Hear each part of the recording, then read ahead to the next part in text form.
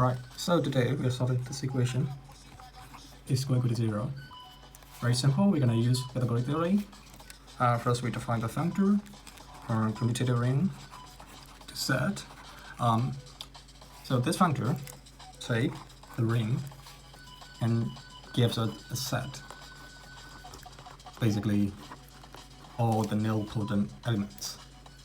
So to build the universal solution, well, we need to use free Fourier junction between commutative rings and set. So the free functor basically gives us this. The junction gives us this pure natural bijection. Basically, I can write it as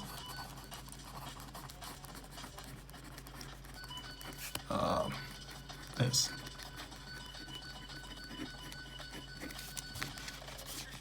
Right. So Pekin, as in US, basically gives us a unique map from X to S, and I'm going to define it as this. Right. But this imposes no conditions, so we're going to have to force mathematically the equation x squared equal to 0. So we're going to have to use the quotient. So let's say we define A to be this. Universal element is going to be this. Right. So let me draw this commutative diagram, and I'll explain to you. This is going to be just your canonical abimorphism. I'm just gonna. I should just write it. So dumb. That's tilde. This is gonna be unique, right? So this map squashes a squared to 0, right? So for this diagram to commute, what I mean is that so everything that is killed by pi must be killed by s tilde.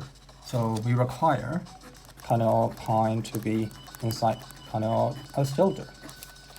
Alright, so because the kernel pi is going to be this implying that s tilde of a squared equal to 0s. Yeah, so I mean s tilde is a ring homomorphism, so we have s tilde of a squared equal to s tilde x the whole square equal to 0s. So the unique map f exists if and only if s squared equal to 0s. So that's the exact definition of s being in f of s. Do you remember this factor? Right. So we can write this to be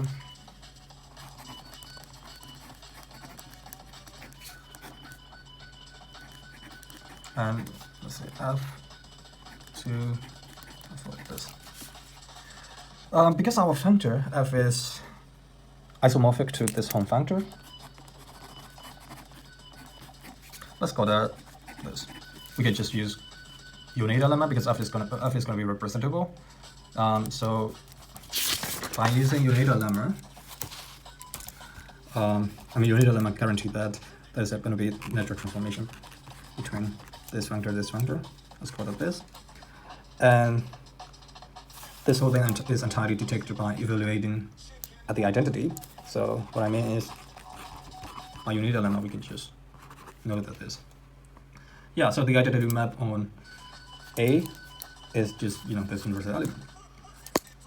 And finally, we can just use algebraic geometry. In algebraic geometry, we know that every commutative ring is every commutative ring corresponds to an entire space. So we can just apply contravariance functor, the price spectrum functor between commutative rings and opposite categorical schemes. So we can just translate algebraic points to geometric ones. So a unique ring morphism Fs, gonna be pushing the universal element forward, right? What I mean is that if we have this is gonna be like this.